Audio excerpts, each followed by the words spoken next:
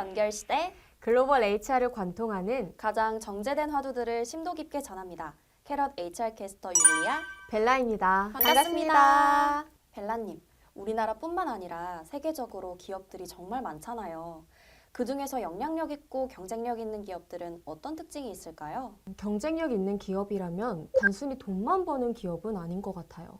혁신은 물론 지속 가능성도 챙기며 사회적 책임도 다하는 기업이겠죠. 다시 말해서 경쟁력 있는 기업이란 ESG 경영에 힘쓰는 기업이라고 생각합니다. 요즘 소비자들이 가치 소비를 중요시하면서 기업이 환경이나 사회에 미치는 영향에 대해 많은 관심을 기울이고 있는데요. 결국 기업의 지속 가능한 ESG 방식으로 운영된다면 고객과 투자자들의 신뢰는 물론 경쟁력까지 자연스럽게 키울 수 있습니다. 그런데 율리아님, 이런 기업의 경쟁력이 오늘 우리가 이야기할 ESG 시대의 기업 문화 구축과는 어떻게 연결되어 있나요? 아주 좋은 포인트인데요. 윤리적 기업의 가치가 소비자들에게 드러나기 위해서는 기업 내 사람들이 모두 ESG 경영에 동참하고 그 정책을 따라야 합니다. 모두가 한마음으로 ESG 경영에 동참할 때 그 기업의 가치가 드러나게 되죠. 그래서 결국 ESG 시대의 윤리적 책임과 기업 문화 구축을 위한 핵심은 바로 사람입니다. ESG가 단순한 환경보호나 거버넌스 개선이 아니라 기업 내부의 조직 문화와 리더십에서 시작되는 이유도 이 때문이죠. 100년 넘는 역사와 영향력을 가진 포브스지 HR 협의회에서도 윤리적이고 투명한 HR 의사결정이 팀의 성공과 기업의 지속 가능성에 핵심적인 역할을 한다고 강조했습니다. ESG를 실천하는 것도 그 가치를 조직 내에서 정착시키는 것도 사람의 문제라는 거죠. HR이 중요한 이유도 바로 여기에 있습니다. 제도와 기술을 만드는 것도 사람이고 그것을 실행하는 것도 사람이니까요. 그러니까 단순히 정책을 만드는 것만으로는 부족하겠네요. ESG 가치가 조직 문화로 자리 잡기 위해서는 직원들이 이를 실천하고 공감할 수 있어야 한다는 거군요. 그렇다면 직원들이 ESG를 얼마나 중요하게 여기느냐에 따라 기업의 지속 가능성과 경쟁력이 달라질 수도 있겠어요. 맞습니다. 실제로 많은 직원들이 회사의 ESG 정책을 중요하게 생각하고 있어요.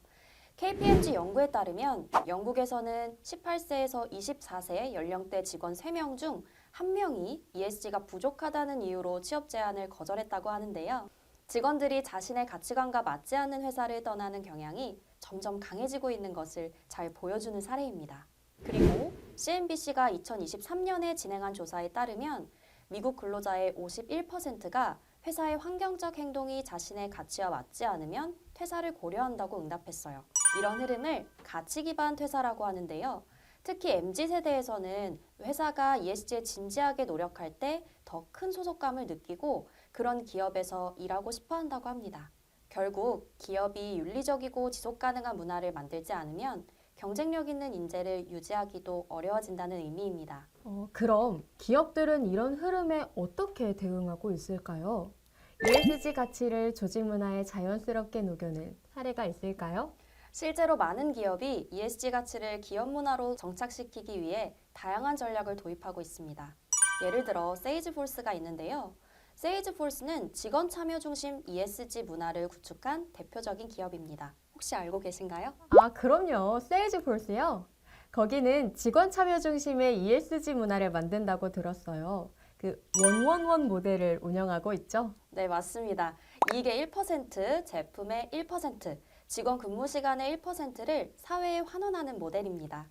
그리고 직원들이 자원봉사 활동에 참여할 수 있도록 연간 7일의 유급봉사 휴가도 제공하고 ESG 목표를 달성하기 위해 직원 리더십 프로그램도 운영하고 있다고 하는데요. 결국 직원들이 ESG 가치를 단순히 따르는 게 아니라 직접 주도할 수 있도록 지원하는 거네요. 그렇죠.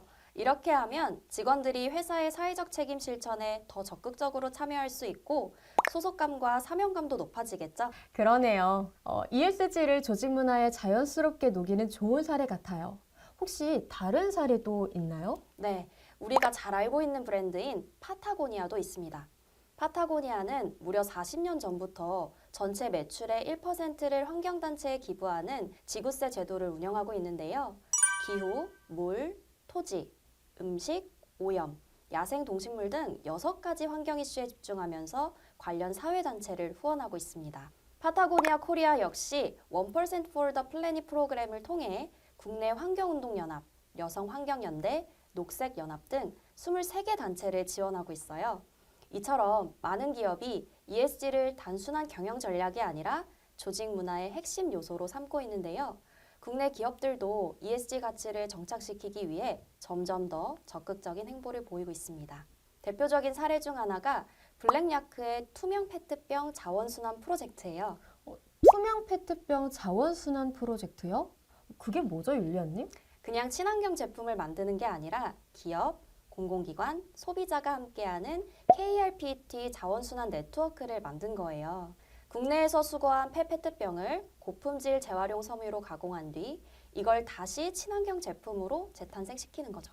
단순히 ESG를 강조하는 게 아니라 직접 참여할 수 있는 구조를 만드는 거네요. 네, 맞습니다. 직원뿐만 아니라 소비자도 쉽게 동참할 수 있어서 ESG가 단순한 경영 철학이 아니라 실제로 조직 내부와 소비자 행동까지 바꾸는 문화로 자리 잡게 되는 거예요. 확실히 지속 가능한 ESG 문화가 정착되겠네요. 그렇죠. 기업 내부의 실천도 중요하지만 외부 이해관계자들과 함께 할 수 있는 구조를 만드는 게 핵심입니다. 그런 면에서 블랙야크뿐만 아니라 파타고니아, 세이즈폴스 같은 기업들도 ESG를 자연스럽게 조직 문화에 녹여가고 있는 대표적인 사례라고 할 수 있겠죠? 듣다 보니까 ESG는 단순히 의무가 아니라 잘 설계하면 모두가 자연스럽게 참여하는 하나의 문화가 될 수도 있겠네요. 네, 맞습니다. 결국 ESG는 기업만의 일이 아니라 모두가 함께할 때 진정한 가치를 발휘합니다. 한 가지 더, 이런 정책들이 단순히 사회적 책임을 넘어 조직의 성공에도 실질적인 영향을 주고 있다는 거 알고 계셨나요? 정말요? ESG 정책이 기업의 성과에도 영향을 미친다는 건가요? 단순히 좋은 이미지를 만드는 걸 넘어서 윤리적 HR 정책이 직원들의 동기를 높이고 기업의 지속 가능성과 경쟁력을 강화하는 중요한 요소로 작용하고 있습니다. 그렇다면 기업들이 이런 정책을 더 효과적으로 도입하기 위해서는 HR 차원에서 어떤 점을 고려해야 할까요? 기업이 윤리적 HR 정책을 효과적으로 도입하려면 단순히 제도를 마련하는 것만으로는 부족합니다. 핵심은 이러한 정책이 조직 문화 전반에 자연스럽게 스며들도록 만드는 것입니다. 잘 와닿지 않으실 테니까 이런 접근을 통해 성공적인 변화를 이끌고 있는 실제 글로벌 기업의 사례를 살펴볼까요? 먼저 유니레버는 서스테이너블 리빙 플랜을 통해 직원들에게 환경보호와 사회적 책임의 중요성을 교육하고 이를 바탕으로 기업의 의사결정이 이루어지도록 유도하고 있습니다. 이렇게 하면 ESG 정책이 단순한 규정이 아니라 직원들의 일하는 방식과 가치관에 자연스럽게 녹아들게 되죠. 아, 그렇군요. 직원들이 직접 ESG 가치를 실천하고 기업이 이를 적극 지원하면 조직 문화가 자연스럽게 형성될 것 같아요. 맞습니다. 또 다른 예로 번지는 에코 챌린지 프로그램을 운영하면서 직원들이 일상생활에서 지속 가능한 행동을 실천하도록 유도하고 있어요. 이렇게 조직 문화 차원에서 ESG를 장려하면 직원들은 단순한 규정을 따르는 게 아니라 자발적으로 변화를 만들어가는 주체가 될 수 있겠죠?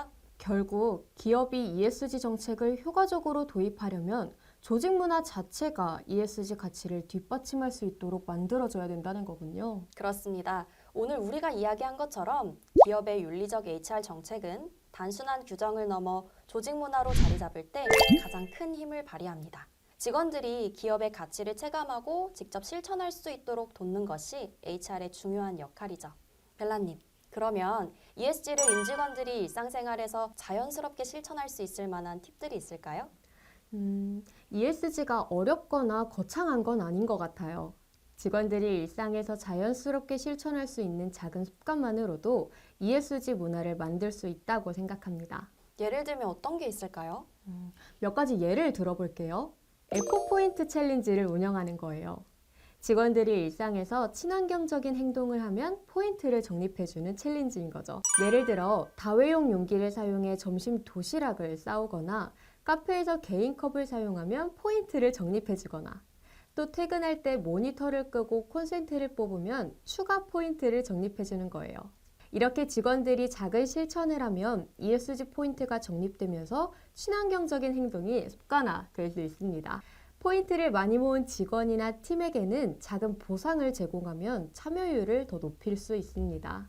예를 들면 에코 챌린지 우승팀에게는 회사에서 제공하는 친환경 제품, 플랜테리어 혹은 재생지 노트 같은 실용적인 상품을 선물하는 거죠. 게임처럼 ESG를 실천하다 보면 직원들이 자연스럽게 환경보호에 동참하게 될 겁니다. 이렇게 ESG를 재미있고 자연스럽게 실천할 수 있는 시스템을 만들면 직원들은 단순히 규정을 따르는 것이 아니라 자발적으로 변화를 만들어가는 주체가 될 수 있겠네요. 결국 기업이 ESG 정책을 효과적으로 도입하려면 조직 문화 자체가 ESG 가치를 뒷받침할 수 있도록 해야 될 것 같습니다. 지속 가능한 조직 문화를 구축한 기업들은 더 나은 인재를 유치하고 직원들의 몰입도를 높이며 장기적인 경쟁력을 확보할 수 있습니다. ESG를 일상에서 자연스럽게 녹여내는 이런 창의적인 활동들이 결국 기업의 지속 가능성을 높이는 핵심적인 역할을 하게 됩니다. 맞아요. 이제는 기업이 ESG 목표를 따를 것인가 말 것인가의 문제가 아니라 어떻게 효과적으로 실행할 것인가가 더 중요한 시대가 됐습니다. HR 담당자라면 단순히 정책을 만드는 걸 넘어서 조직 문화 속에서 직원들이 ESG를 자연스럽게 실천할 수 있는 환경을 조성하는 것이 핵심이라고 할 수 있겠습니다. 오늘 이야기 진짜 흥미로웠던 것 같아요. 직원들이 ESG를 자신의 일상에서 실천할 수 있도록 돕는 창의적이고 기발한 방법들이 기업 내에 큰 변화를 일으킬 수 있을 것 같습니다. 앞으로 기업들이 어떠한 방식으로 조직 문화를 변화시켜 나갈지 더욱 기대가 됩니다. 네, 앞으로도 변화하는 HR 트렌드를 계속 주목하면서 우리도 더 나은 기업 문화를 만드는 데 기여할 수 있도록 노력해야겠죠? 그럼 저희는 다음 회차에 다시 찾아뵙겠습니다. 구독과 좋아요, 알림 설정은 사랑입니다. 안녕!